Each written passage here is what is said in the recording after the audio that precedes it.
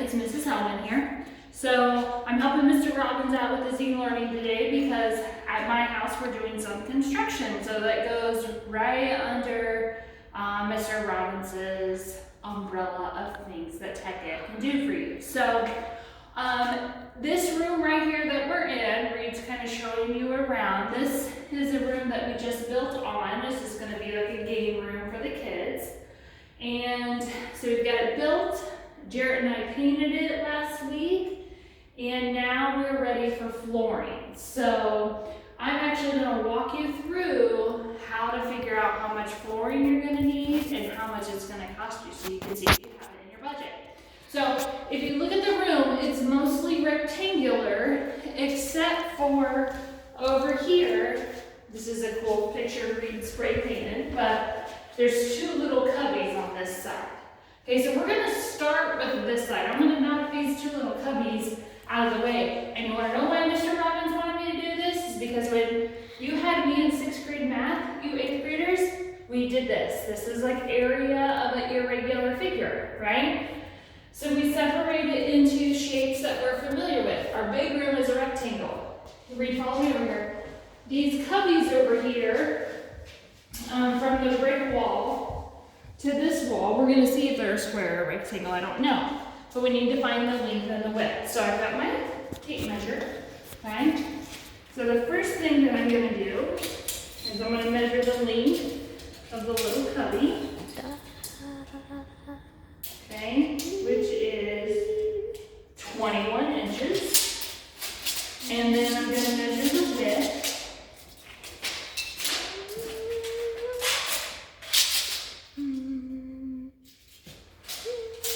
which is 23 inches. So we got a rectangle, okay? So on my board here, so I don't forget, it is 21 inches by 23 inches, okay? And this cubby over here is going to be identical to it, right? So it's going to be 21 inches by 23 inches. Okay, so those are our two little cubbies. Now we've got to measure the rectangle of a room, of this big room, okay? So I'm going to measure the width first. Gotta get my marker put up.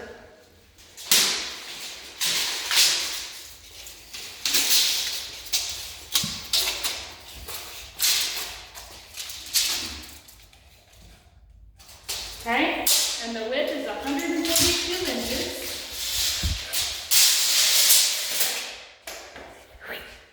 Okay, so I'm going to write it down so I don't forget. 142 inches by, now we got to do the length. We're going to come over here and do it. And I'm only going to go to this brick because we've already measured this part. So if I start at the brick here, Reed, you might have to hold that down. It's big and long.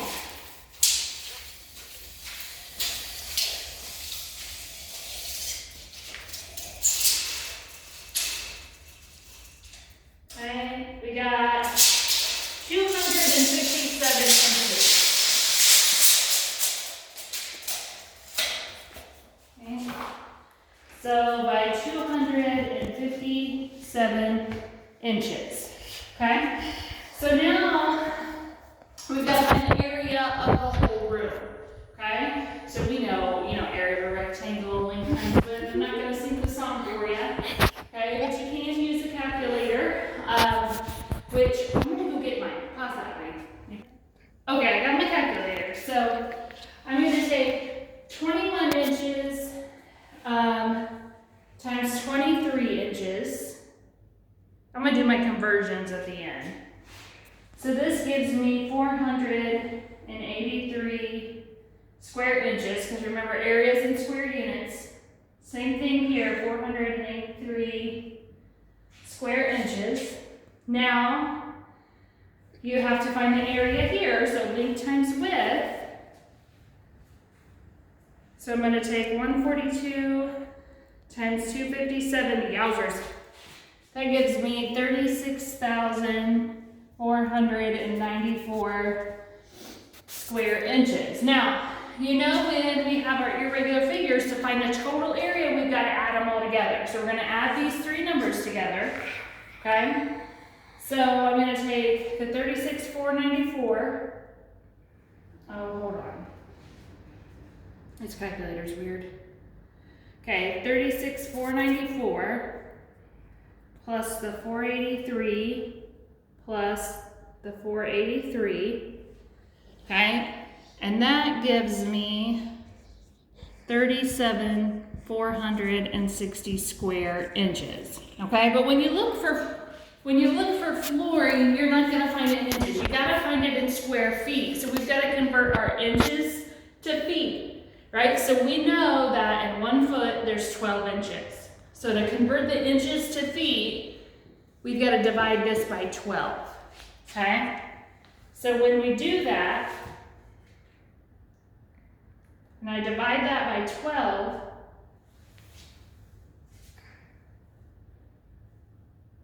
that's all right, okay? And that gives me 3,121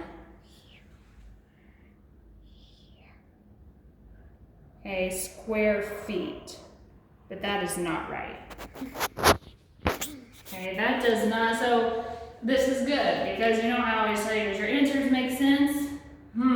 This answer does not make sense to me. This room is up 3,000 square feet, because my house isn't even that big. So we've got to look back and think what we did wrong here. Okay, so I'm going to go through and I'm going to check, and I think what I might do, well, this calculator, I need to clear it. There we go. Okay, so I'm gonna do this a different way. I did something wrong. I make mistakes too, right? So what we're gonna do is we're gonna go ahead and convert these into feet before we multiply. So to take 21 inches into feet, okay, we know that in 1 foot, there equals 12 inches. So I'm gonna take 21 inches, okay? 21 inches, I'm going to divide it by 12.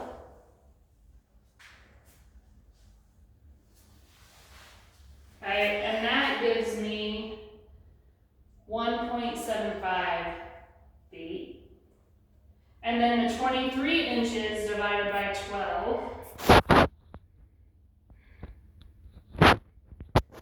Okay, gives me 1.91. And I'm rounding to the nearest hundredth, okay? So if we find the area of those by multiplying them, 1.75 times 1.91, length times width, we get 3.34 square feet, okay? That's for that little cubby. It's gonna be the same thing for the other cubby, 3.34 square feet.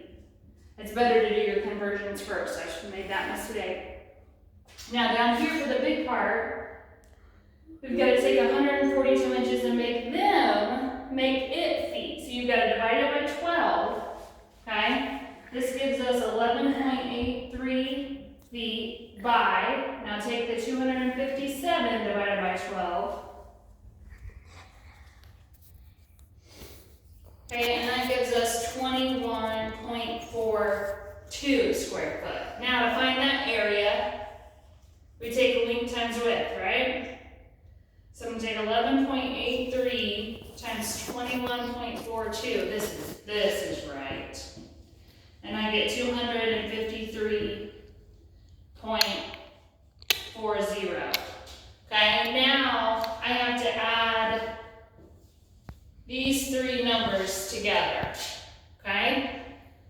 To find my total area. So 253.4 plus 3.34 plus 3.34, that gives me that this room is 260.08 square feet. Now, what you can't do is you can't purchase just point something of a square foot. So we're going to round to the nearest whole number, okay?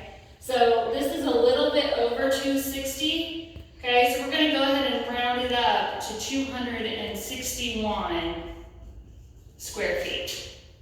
Okay, so I hope that makes sense. I'm sorry I confused you in the first part with the inches. Okay,